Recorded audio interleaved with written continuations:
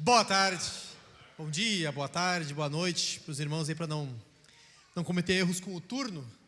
Muito bem-vindo a todos aqui na Vintage, sejam muito bem-vindos. É um prazer estar aqui reunidos com a igreja novamente. Muito prazer, acredito que todo mundo me conhece, acho que a gente está em casa, né? Mas se eventualmente alguém não me conhecer, parabéns para você que está me conhecendo hoje. Meu nome é Everton, sou um dos pastores dessa igreja. Sirvo aqui com o pastor Jack, com o pastor Gabriel, com o pastor Michael, com o pastor Barba. E tenho a honra de estar compartilhando a palavra de Deus com vocês no dia de hoje, nesse domingo. É um domingo, né? Um pouco atípico aqui.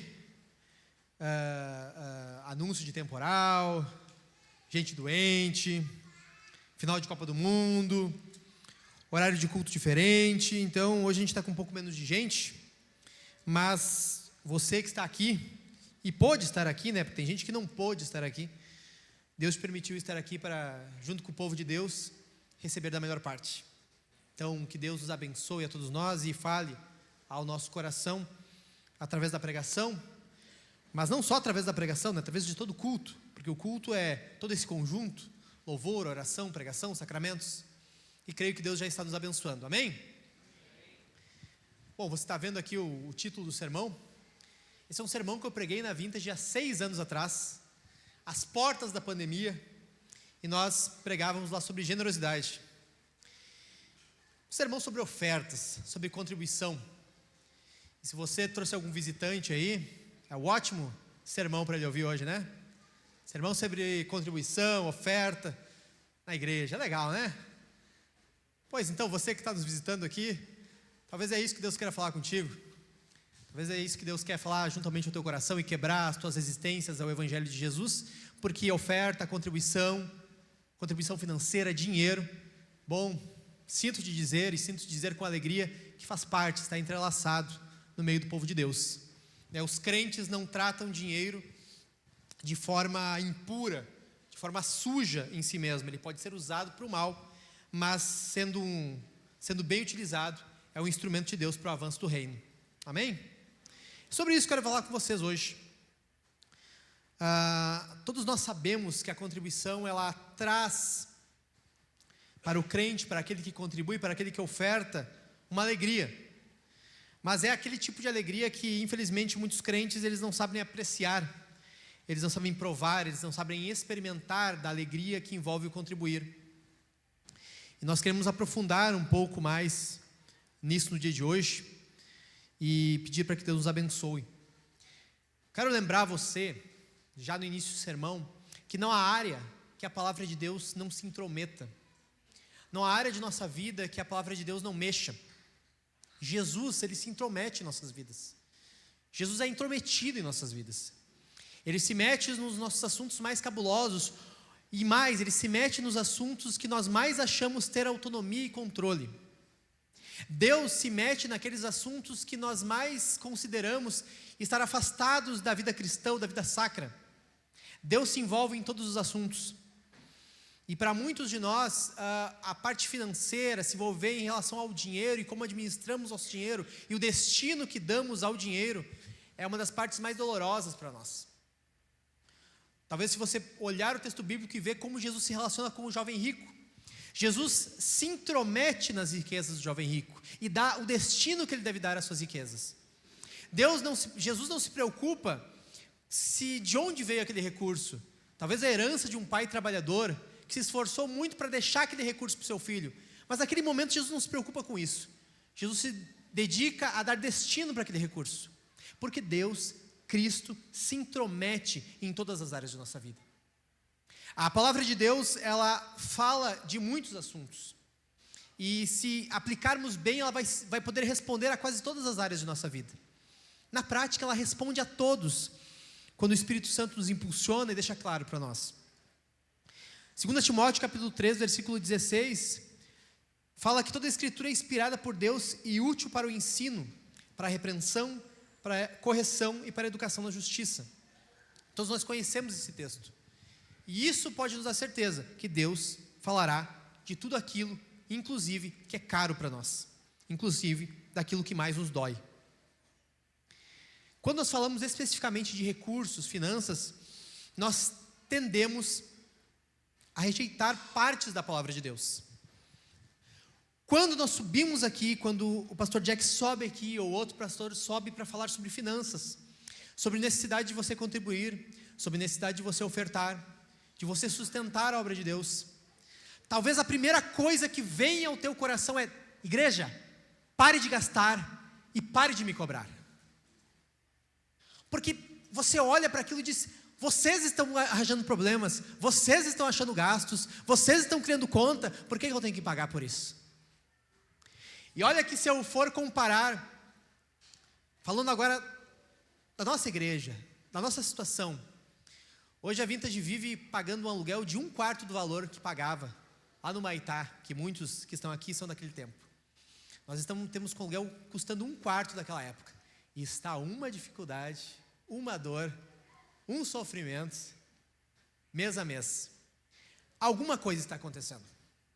E acompanhando relatórios, acompanhando a situação financeira da igreja, parece que quanto mais nós diminuímos o tamanho das contas, mais aquilo que entra e mais o reflexo da generosidade dos irmãos, ele também diminui do mesmo tamanho. Parece que ao vermos que a igreja diminuiu de tamanho e ao vermos que as contas também diminuíram, parece que muitos olham e pensam: se diminuiu, talvez não precisam de mim, já que o que eu estou ofertando custa tão caro para mim. Mas essa não é a mentalidade que Deus nos chama para ter. Aqui, muitos crentes estão aplicando uma doutrina, criando uma teologia própria, que diz assim: o meu desejo é ofertar na igreja quando eu quiser, da forma que eu quiser, quanto eu quiser, e eu acho que eu não tenho nem o dom para ofertar. Essa teologia é muito bonita para muitos, né? Mas isso é um reflexo de nós não nos alegrarmos em fazer a vontade de Deus.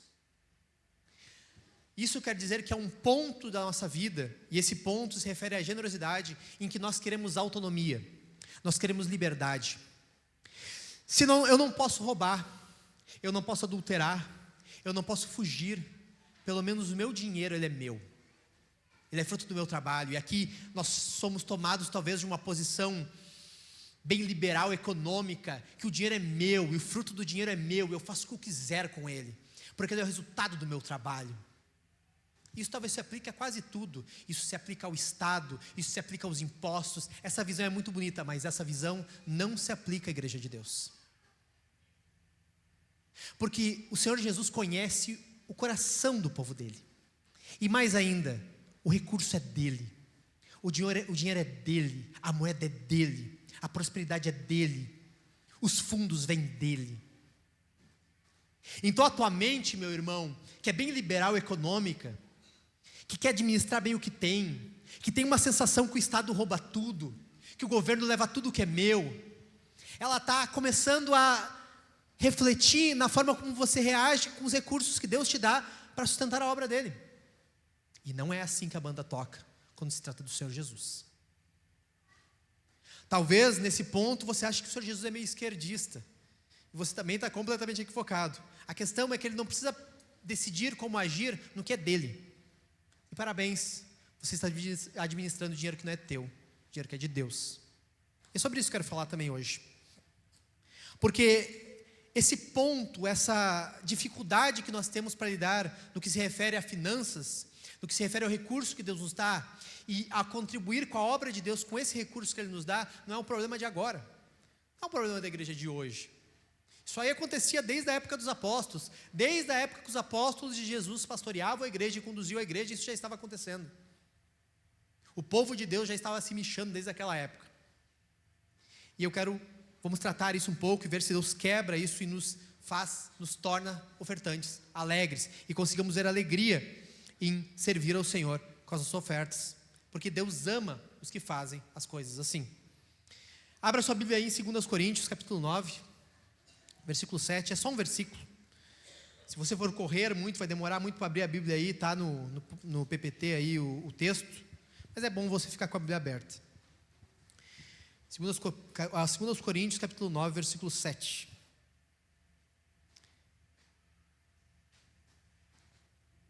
Já acharam aí? Que bom. Cada um contribua segundo tiver proposto no coração, não com tristeza ou por necessidade, porque Deus ama quem dá com alegria. Em que contexto o apóstolo Paulo traz esse ponto aqui? O apóstolo Paulo estava reunindo uma oferta para levar para a igreja de Jerusalém. Você lembra aquela igreja de Atos 2? A igreja que o apóstolo Pedro começou ali quando pregou e várias pessoas se converteram, milhares de pessoas se converteram ao Senhor, você lembra? Pois é, você lembra que várias pessoas venderam tudo o que tinham e se juntaram para viver em comunhão e comunidade? Lembra disso? Pois bem, as consequências daquilo vieram, e aquela igreja era muito legal, estavam todo mundo reunidos, vendendo os seus bens, mas agora era uma igreja sem recursos, era uma igreja que não podia se manter. E Jerusalém estava passando por uma grande fome.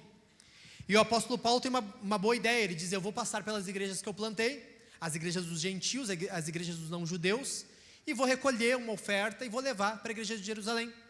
E ele mandou avisos para várias igrejas que ele tinha plantado. E uma das igrejas era a igreja de Corinto. Só que a igreja de Corinto meio que se silenciou, não respondeu se vai ou não vai. Ele disse: eu vou passar e recolher o dinheiro, vou passar e pegar a oferta. E a igreja meio que ficou silente, não mandou retorno, não engajou com aquela proposta de Paulo, como ele tinha feito. E o apóstolo Paulo escreve uma segunda carta para essa igreja, então preparando eles para dizer: eu vou ir buscar essa oferta com vocês. E eu estou avisando vocês mais uma vez, para que vocês não me façam passar vergonha aqui, para que vocês separem o dinheiro. Por quê? Porque quando nós contrastamos a igreja de Corinto, que era uma igreja rica e com abundância, com a igreja da Macedônia, principalmente a igreja de Filipos, que era uma igreja pobre, o apóstolo Paulo fala: essa igreja contribuiu com aquilo que tinha e com aquilo que não tinha. Então vamos ver o que vocês, prósperos, vão fazer com os recursos que têm. E ele resume nesse ponto: Deus ama quem dá com alegria. Você consegue entender o peso disso? Há um amor de Deus, há uma satisfação do coração de Deus, direcionada para aquelas pessoas que contribuem, que ofertam com alegria.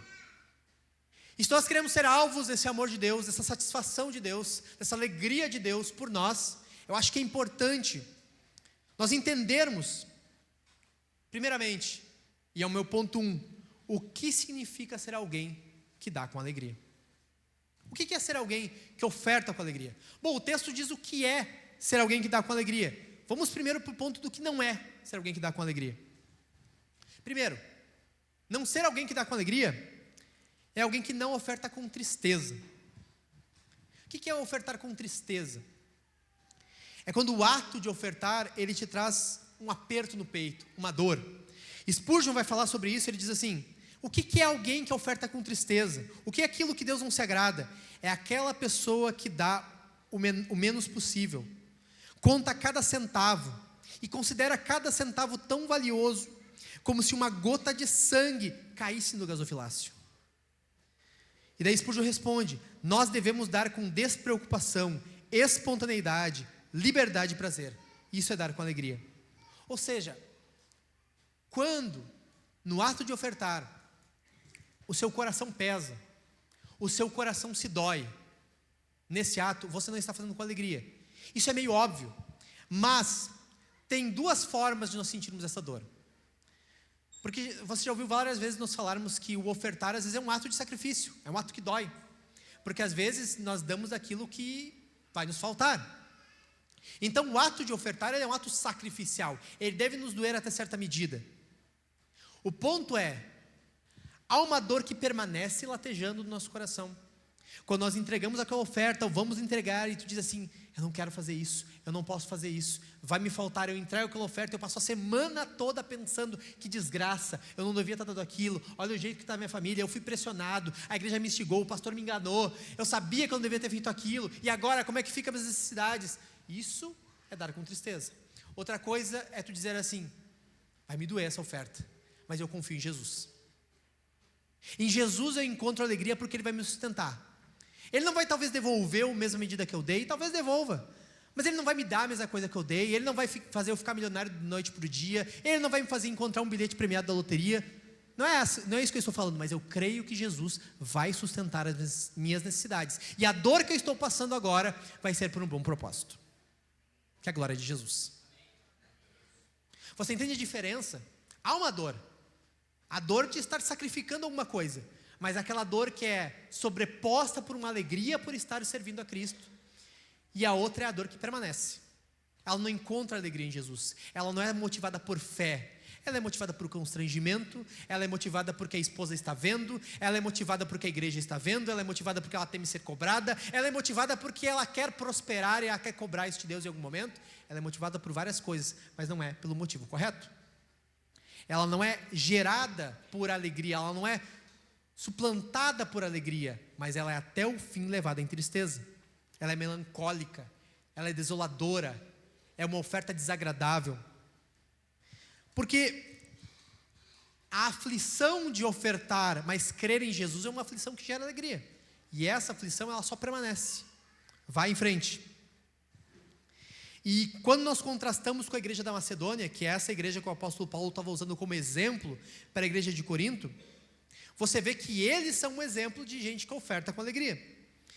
Em 2 Coríntios também, em capítulo 8, no versículo 2, ele fala o seguinte, sobre a igreja da Macedônia: porque no meio de muita prova de tribulação, essa igreja manifestou abundância de alegria, e a profunda pobreza deles, ou seja, eles não tinham dinheiro, transbordou em grande riqueza de generosidade. O reflexo da pobreza daquela igreja financeira foi refletir em generosidade. É quase uma coisa que até muitas igrejas dizem para tu não fazer hoje, né? Muitos dizem, o pobre que não oferte, porque ele é pobre. Aquele que tem recurso oferte. Mas biblicamente não é esse o ponto. Até porque Jesus não rejeita a moeda da viúva pobre. Ele valoriza ela como intenção de um coração que está doando tudo o que tem. Mas Jesus não pega aquela moeda e entrega para ela e diz, leva minha filha, vai comprar o que comer. Jesus fica com a moeda. Porque o ponto principal é que se um coração é generoso, espera em Deus e é alegre no Senhor, isso é um ato de fé, de uma fé genuína, que Deus se agrada.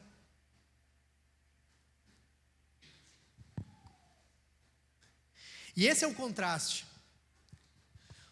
Quero pensar uma coisa com você. Daí você vai ver em que nível está a sua oferta. Eu gosto de comer McDonald's. Não sei se você gosta. Eu gosto. Então, quando tem uma oportunidade de ir comer um McDonald's, gera alegria no meu coração. Eu vou lá. Se eu puder, eu já peço um combo para não precisar voltar, para não precisar esperar na fila. Eu peço um combo com vários hambúrgueres, um hambúrguer pequenininho, porque daí eu posso ir comendo e desfrutando um de cada vez. Eu posso ficar um bom tempo comendo aquele hambúrguer. O meu coração está saciado de alegria. Aquela expectativa de poder participar daquele bom McDonald's, ele traz um prazer no meu coração. Quando eu vou assistir um filme, é a mesma coisa. Esse filme é bom, né? Eu ligo o filme e quando eu vejo ele acaba. Eu penso, já acabou? Não tenho 2 e 3 para continuar? Não tenho uma trilogia? Porque o filme é bom. Coisas boas nós queremos que permaneça. Mas, pelo contrário, quando tem alguma despedida de alguém que a gente ama, que vai para outro estado, outra cidade, dói. Quando tem a morte de algum ente querido, alguma pessoa que nós amamos, dói. É uma coisa que nós queremos que passe logo. É uma coisa que nós queremos que seja logo encerrada. É uma coisa que nós queremos que não se fale mais. É um assunto que nós queremos que seja enterrado. Essa é a mesma postura que nós devemos olhar com o nosso coração em relação às nossas ofertas. É um assunto que nós queremos que continue sendo falado? É um assunto que nós queremos que seja trazido? É algo que nós queremos que continue sendo instigado? Ou é algo que nós queremos que seja prontamente, quão logo, encerrado? Há alegria em nosso coração, há interesse, há inclinação, há desejo de que seja falado sobre isso? Eu vejo o ato de ofertar como uma oportunidade que Deus está me dando? Eu vejo o ato de ofertar como uma honra que Deus está me concedendo? Ou eu vejo como algo que tem que passar logo? Porque eu não quero mais falar sobre isso. Está aqui o que é de Deus aqui, não quero mais falar sobre isso. Está aqui, pega a tua parte aí, ó, não quero mais falar sobre isso. É assim que nós tratamos as nossas ofertas? É assim que nós tratamos a honra que Deus nos dá sobre isso? Qual é o teu sentimento quando nós falamos a respeito de contribuição, quando nós falamos a respeito de oferta. Ah, mas eu quero ajudar o pobre. Agora não é o momento de falarmos sobre isso, agora é o momento de falar sobre oferta. Porque normalmente quem fala sobre ajudar pobre, em vez de ofertar, não ajuda o pobre, também não oferta. Então, vamos falar sobre oferta aqui. Segundo ponto, ele fala assim, não com tristeza ou por necessidade. O que é ofertar por necessidade? É ofertar por coerção.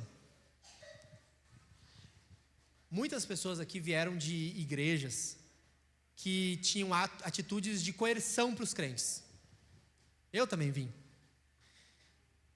Meio que nos obrigavam a ofertar.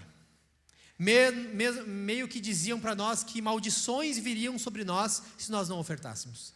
Meio que diziam que nós não prosperaríamos se não ofertássemos. E isso até que é verdade. Mas nos obrigavam a ofertar. Nos pressionavam a ofertar. Pesavam a mão do cajado sobre nós para que ofertássemos. E assim nós ofertávamos. Nós éramos movidos por coerção. E agora nós chegamos aqui, e isso não acontece mais. Lá, quando você era obrigado a ofertar e você ofertava, e era movido por coerção, você estava sendo tratado como um escravo. Porque o escravo, se você perguntar para o escravo se ele quer estar naquela situação, ele não quer estar lá. Mas por medo do chicote, por medo da punição, ele faz o que é mandado fazer. Porque ele não tem vontade própria. Ele é obrigado a fazer aquilo que mandaram. Quando você era coagido, quando alguns de nós éramos coagidos a ofertar, nós estávamos vivendo como escravos. Mas agora você não é mais escravo. Pelo menos eu creio que não, né? A gente não te obriga a ofertar aqui. A gente não diz que a tua família até a terceira geração será afetada se você não ofertar. Mas daí você se coloca como escravo. Você se faz escravo. E por que eu digo isso? Porque você só é generoso, você só contribui, você só toma as necessidades da igreja para si, quando nós viemos aqui trazer algum caso triste. Quando nós viemos dizer que as portas da igreja vão fechar. Quando nós viemos dizer aqui que a gente não vai pagar o aluguel, a gente vai fechar as portas. Quando nós viemos dizer aqui que as contas não se suportam mais e que a gente não vai mais ter como aguentar para o próximo mês. Daí quando vem essa situação, quando vem essa dificuldade, quando vem essa tristeza, daí você oferta. Ou seja, você se fez escravo. Você quer se coagir. Você quer se colocar na situação de que é coagido. Você quer sentir o discurso da tristeza, o discurso da pressão. Você é movido à pressão. Você não é pronto para se dispor. Você não tem uma disposição da tua parte de ofertar, de participar. É a mesma coisa quando às vezes nós estamos no grupo da igreja, ali precisamos de alguma coisa e pedimos, irmãos, quem pode ajudar com tal coisa? E logo depois vem uma mensagem dos irmãos e diz assim, encerramos, não precisamos mais, essa situação está resolvida. Qual é o teu sentimento? O teu sentimento é, eu perdi uma oportunidade? Ou tu diz, finalmente isso acabou, posso olhar a mensagem agora, posso marcar como visto, porque tu não quer ser marcado com aquilo, tu não quer fazer parte daquilo. Qual é o teu sentimento em relação a isso? Você quer participar dessa honra? Ou você só vai fazer isso quando o teu nome for chamado e dizer, fulano, eu preciso que você oferte. Aí você é movido por coação. Aí você gosta de ser coagido. Aí você gosta de chicote nas suas costas. Aí você tem mentalidade de escravo. Como você se relaciona com isso? A Bíblia e a palavra de Deus, ela nem te chama a ofertar aquilo que você não tem. A Bíblia te chama a ofertar de forma proporcional. E os cristãos, eles deviam se alegrar, porque Deus nos chama para ofertar de forma proporcional. Nós temos o dízimo no Antigo Testamento, que é o parâmetro, mas ele não morreu a ideia de proporção no Novo Testamento também. Porque o próprio apóstolo Paulo vai falar que a igreja de Jesus deve recolher o dinheiro conforme a sua prosperidade. 1 Coríntios capítulo 16, versículo 2. Ele diz, no primeiro dia da semana, cada um de vocês separe uma quantia conforme a sua prosperidade. Conforme aquilo que você recebe. Isso não parece uma proporção parecida com o dízimo? Claro que é. Ou seja, no Novo Testamento a gente também trata você ofertar com a proporção que você ganha. Quem ganha mais, oferta mais. Quem ganha menos, oferta menos. É verdade, mas tem um ponto. Tem um ponto. Não é só a proporção bruta de 10%. Entenda, nós estamos vivendo no Novo Testamento. 10% é a nossa base. Já falou isso várias vezes sobre isso. Se a nova aliança é superior à antiga aliança, 10% é uma base para nós. 10% de nossas ofertas é o princípio, não é o fim. Só que muitos de nós tratam isso como o fim. Para muitas coisas nós tratamos o Novo Testamento como mais que abundante. Mas essa para oferta não é mais do que 10,0%. Isso é o que Deus quer, isso que eu estou dando e parou por aí. Mas nós somos chamados a uma relação diferente com o Senhor. Nós somos chamados a uma relação de proporção, mas a uma relação generosa. E apóstolo Paulo vê muito bem o exemplo dos macedônios, que deram do que tem e daquilo que não tem. Quer dizer que você vai fazer sempre isso? Não. Mas é impossível que vez que outra, um evento na tua vida, tu não oferte mais do que os 10%. Porque Deus te moveu, porque Deus te inclinou, porque você recebeu um dinheiro a mais. E você diz assim, eu quero contribuir com a obra de Deus. Isso está intimamente ligado com a alegria que você tem com a oferta. Eu quero participar da obra de Deus. Aí você oferta mais. Como está seu coração em relação a isso? Eu quero perguntar para você, a sua vida, está um aperto financeiro, não está? Essa pergunta não precisa nem ser profeta para saber. Está todo mundo apertado. Estamos no Brasil, a vida está uma dificuldade, a gente ganha pouco, as contas não pagam, é difícil, né? A culpa é do Lula. Ele que nos ferrou, é verdade. Mas me diz uma coisa, você acha que nos anos 80, na época da hiperinflação, você acha que esse tipo de sermão não precisa ser falado à igreja? E tu acha que a igreja não se movia e não respondia de forma generosa? Você acha que nos anos 80 de hiperinflação, nos anos 40 de guerra, tu acha que não haviam pessoas generosas, e mesmo pessoas em aperto financeiro que não ofertavam de forma generosa? Tu acha que a igreja parou naquele período? Não, a igreja continua avançando. Você diz que estamos em tempos difíceis, e eu acredito que estamos, mas eu digo para ti que houveram tempos piores. Houveram tempos que a igreja era perseguida. Houveram tempos que os cristãos tinham que ficar escondidos. E você acha que eles não ofertavam? Você acha que eles não participavam? Haviam épocas que o peso do Estado era ainda maior do que nós estamos vivendo hoje contra os cristãos. E eu acredito que infelizmente a gente está caminhando para tempos difíceis. Mas a igreja ainda assim era generosa. Porque o povo de Deus, ele é chamado para ser generoso e contribuir com aquilo que Deus está dando em tempos bons e em tempos ruins. Nós devemos saber o seguinte, que as dificuldades que o Estado causa para nós não nos eximem do fato de que nós temos que ser generosos com a obra de Deus de forma proporcional àquilo que recebemos. Mas o que eu recebo é ruim, é difícil, mal dá para pagar as contas, é verdade, é com isso que Deus conta. Com os 5 pães e 2 peixinhos que você tem a oferecer. A pergunta que eu faço para ti é: o que você tem cortado da sua vida quando as contas apertam? É a oferta a primeira coisa que é cortada? Porque a oferta não te escreve no SPC, a oferta não te escreve no Serasa. A oferta não protesta boleto. A oferta não entra com ação judicial contra ti, mas tem um juiz maior. Como é que está isso? Qual é a primeira despesa que você coloca para trás, você deixa para mais tarde, ou você corta de vez quando o cinto aperta? É a oferta? Ou é o jantar especial em família? Porque afinal eu tenho que estar com a minha família, né?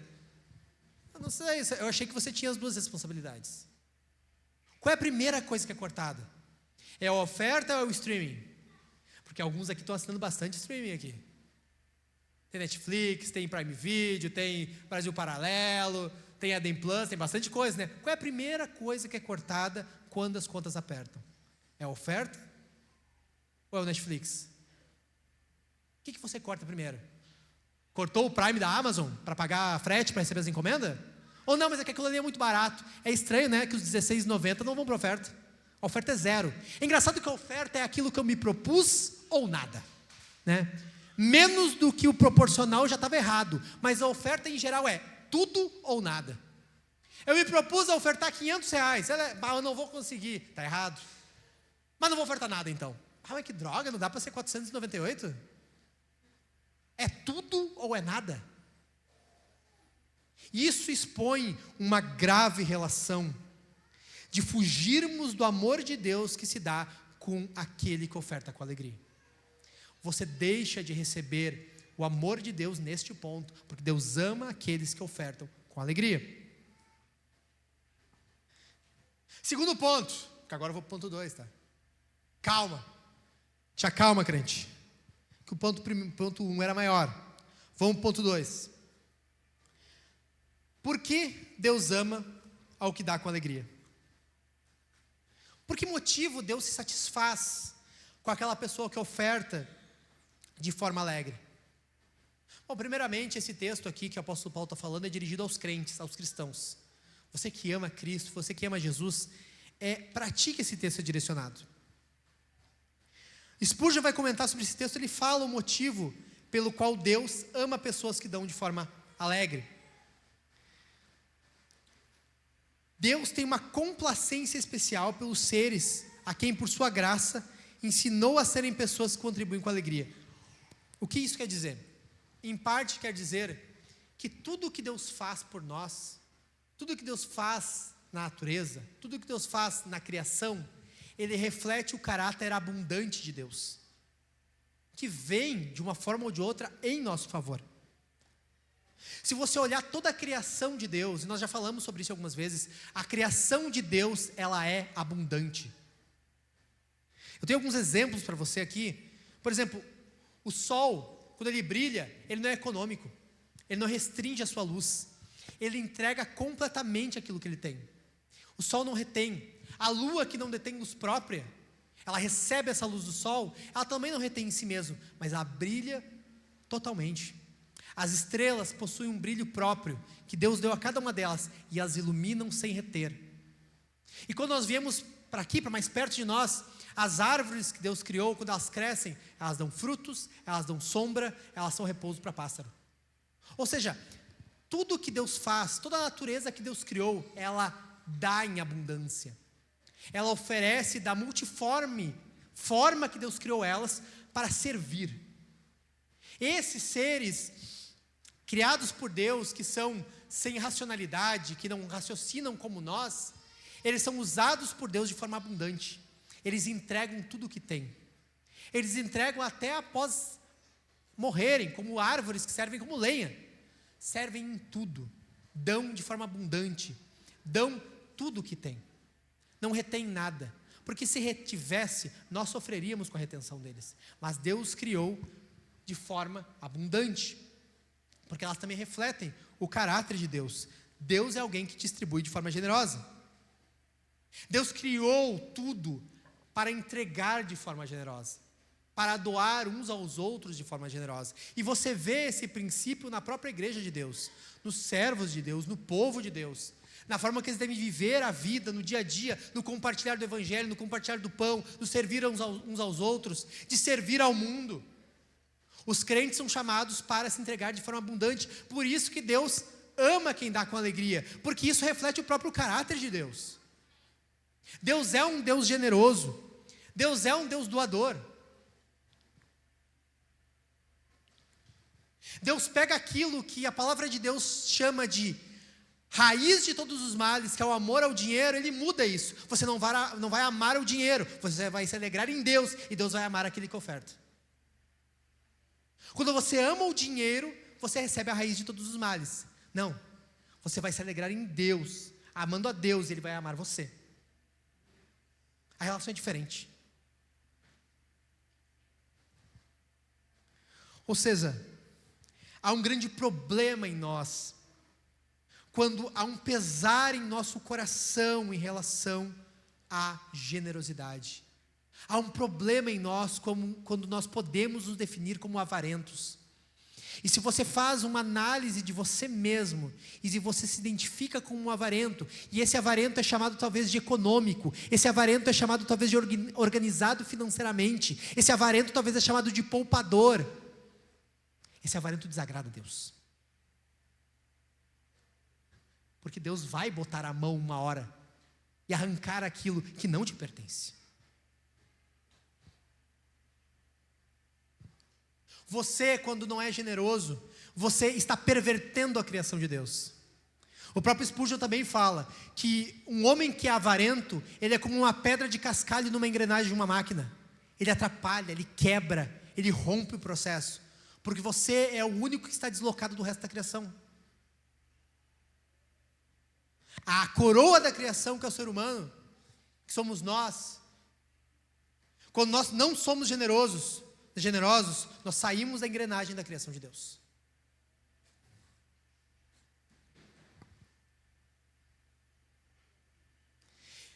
Eu citei num pequeno momento que Deus não prospera aquele que não é generoso. Deus às vezes prospera aquele que não é generoso. Mas normalmente Deus prospera aquele que não é generoso para sua própria condenação. Nem todo generoso, ele ficará rico. Nem todo generoso será super próspero. Mas fato é que se Deus prospera alguém com satisfação, quando Deus tem satisfação em prosperar alguém, é a pessoa generosa. Você entendeu? Quando Deus efetivamente prospera alguém com alegria, não para a própria condenação, mas para a bênção dessa pessoa, é porque essa pessoa é generosa.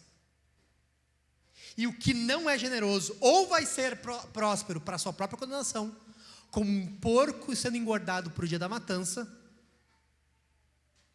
ou porque ele ama o Senhor. Isso é claro. 2 Coríntios, capítulo 9, versículo 10 a 11, todos nós conhecemos esse versículo. E Deus que dá semente ao que semeia e pão para alimento, também suprirá e aumentará as sementes e multiplicará os frutos da justiça de vocês. Assim vocês serão enriquecidos em tudo, para toda generosidade, a qual por meio de nós resultará em orações de gratidão a Deus. Algum desavisado vai dizer assim, não, mas isso não quer dizer que Deus vai me prosperar. Engraçado, né? Vocês serão enriquecidos em tudo, menos financeiramente. É em tudo, menos nessa parte. Tá? Só para deixar claro aqui, não vamos nos associar à teologia da prosperidade, também não dá, né? É em tudo, menos financeiramente, tá bom? Não, pelo contrário, Deus prospera aqueles que são generosos. E tem um propósito maior ainda, Ele não te prospera só para você. Deus dá semente ao que semeia, diz o texto. Ou seja, você prosperará para ser ainda mais generoso. Se você está pensando em prosperar só para você, porque você tem muitas viagens para fazer, você tem muitos lugares para conhecer, você tem muitos restaurantes para comer, nós temos um problema aí.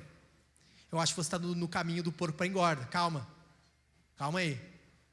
Não tem problema você viajar, não tem problema ir num bom restaurante, mas o alvo final da sua prosperidade não é essa. Porque se você retém tudo que tem, Deus não dá sementes para aqueles que retêm, Deus dá semente ao que semeia. Não há sentido você ser um agricultor que não semeia novamente. Há sentido você ser um agricultor se você continua semeando e continua produzindo fruto. Deus pode te prosperar, mas não é para você guardar em si mesmo. Agora você quer que Deus te prospere? Você quer que Deus te dê recurso? Você quer que Deus aumente sua sementeira? Então tenha alegria em ser generoso.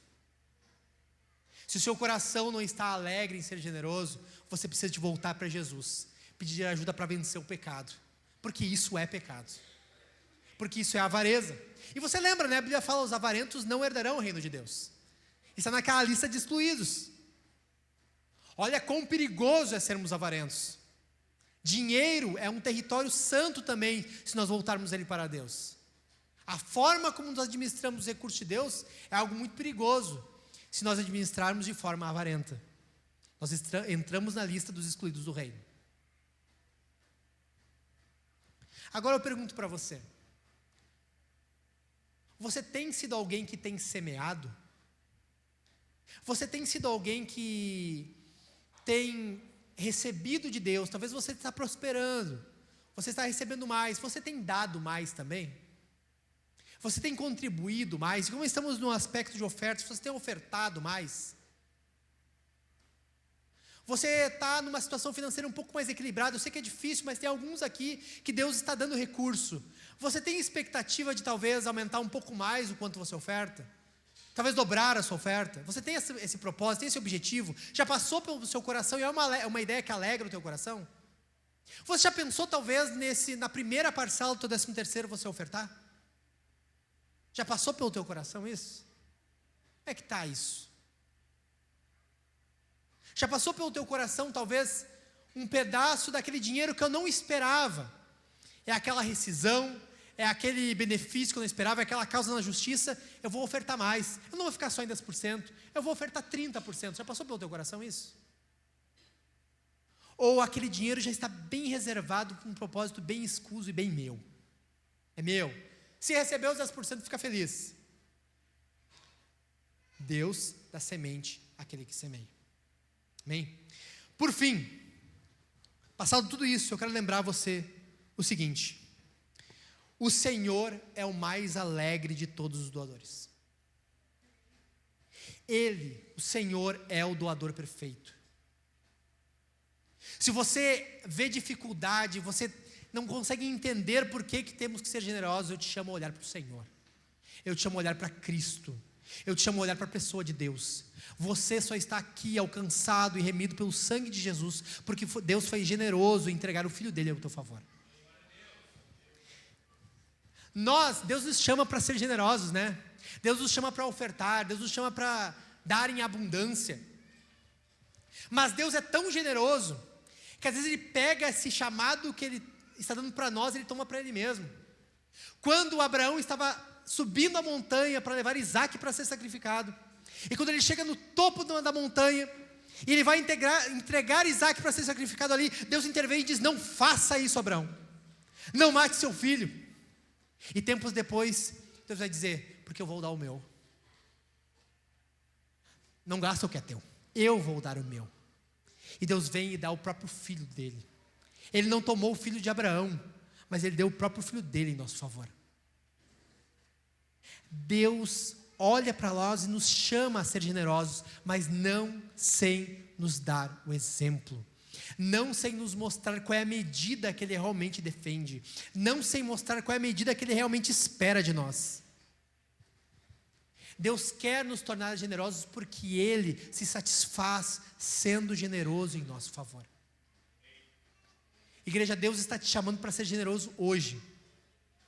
Deus está te chamando para ser abundante com as suas ofertas hoje. Hoje é dia 19. Hoje quem é assalariado já recebeu o seu salário. Hoje provavelmente alguém já gastou boa parte do seu rendimento. Mas Deus está te chamando ainda assim, neste culto, neste domingo, a ser generoso e ser abundante. Deus está te chamando neste domingo. Este é o seu momento. Esta é a sua oportunidade de ser generoso. Não ser movido pela pressão, não ser movido só pela necessidade, não ser movido só pela pressão da necessidade, mas ser movido porque você ama a Deus, você quer encontrar alegria em Jesus, e você é movido pela fé de que eu sendo generoso, eu me alegrando em Deus, Deus encherá meu coração também. Não só me encherá de víveres, não só me encherá de benefícios, não só me encherá de recursos, mas também me encherá de alegria, porque no final a alegria também vem de Deus. Ele também é generoso até nisso. Nós ofertamos por fé, esperando em alegria, confiando em Deus, que Ele nos sustentará hoje no dia de amanhã. É por esse outro motivo que nós estamos aqui reunidos hoje num dia de temporal, porque nós sabemos que Deus nos sustentará. Nós sabemos que passe o que passar, Ele continuará nos mantendo. Ele nos manterá em tempos de bonança, em tempos de aperto, mas nós estaremos lá, e é esse que tem que ser o seu desejo. Eu estarei lá sendo generoso e suprindo a obra de Deus, porque eu fui alcançado por Jesus, e eu quero que mais pessoas sejam alcançadas também. Porque esse amor do Senhor, que veio ao meu favor e se sacrificou por mim, eu preciso que outros conheçam também. Amém? Amém? Quero que você fique de pé.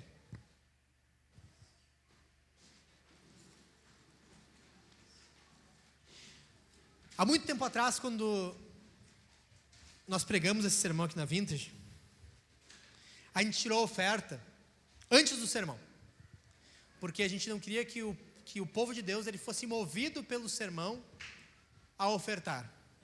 Mas passados tempos depois, A bem verdade é que a melhor resposta que nós possamos dar a Deus num sermão que fala sobre contribuição e generosidade é generosidade. Então eu não tenho como desassociar que a resposta que a igreja dá num sermão que fala sobre generosidade é contribuição. E você recebe isso como você quiser. Mas fato é que, se Deus te chama todo domingo para ser generoso, ofertar, ser abundante e ser sacrificial, esse é o dia que Deus está te chamando mais ainda. Amém? Hoje quando nós orarmos agora, você vai orar ao Senhor, pedindo para que Deus esquadrinhe teu coração, e Ele revele aqueles ídolos do seu coração, que tem segurado tua generosidade. Seja desde falta de fé, até despesas desnecessárias, ou se não desnecessárias, menos necessárias que ser generoso. Como ele vai orar, sustentar a obra de Deus. A gente começa do começo. Talvez o teu amor pela obra de Deus aqui seja esfriado, e tua esperança que Jesus é aquele que transforma o mundo tem esfriado também. Mas eu te lembro uma coisa, nós estamos falando de tanta coisa, nós estamos em ano eleitoral, e nós sempre batemos a mesma tecla: no final, quem transforma esse país é Cristo, quem salva é Cristo, e quem vai fazer do Brasil um país melhor que é Cristo. Por isso que na relação que você tem com Jesus em relação ao seu dinheiro, é bem diferente com o liberalismo econômico. Para Jesus é tudo, e para sustentar a igreja de Deus também, porque a igreja é dele. E no momento que nós termos a mesma noção de que a igreja é de Deus, e ela é santa, e ela pertence a Cristo, e Ele pastoreia a igreja, e Ele estima, e cuida, e protege a noiva de Cristo, que é a igreja, nós teremos uma visão muito mais positiva e muito mais abundante sobre ofertas. Nós vamos orar sobre isso também aqui, amém? Depois nós vamos cantar, e depois nós vamos daí chamar para a oferta, amém? Curva a sua cabeça, vamos orar ao Senhor. Pai, ó Deus, que assunto espinhoso e difícil de falarmos, Senhor, numa geração que tem tantos interesses, tantas necessidades, e tem dificuldade para ver a necessidade do avanço do reino com bens materiais. Quão difícil vivemos, Senhor, num tempo que nós não damos valor para coisas que estão diante de nossos olhos, Senhor. Nós não respondemos com aquilo que temos, mas nós esperamos por terceiros, esperamos por outras coisas, e esperamos por intervenções do alto, mas o Senhor botou recursos em nós, botou condições para nós. Ó Deus, tem misericórdia da Tua igreja hoje, e quebra, Senhor, os nossos corações duros, que resistem à generosidade, que resistem, Senhor, a encontrar alegria em contribuir, alegria em ofertar, alegria, Senhor, em participar da honra que é sustentar a obra de Deus. Misericórdia de nós, Jesus.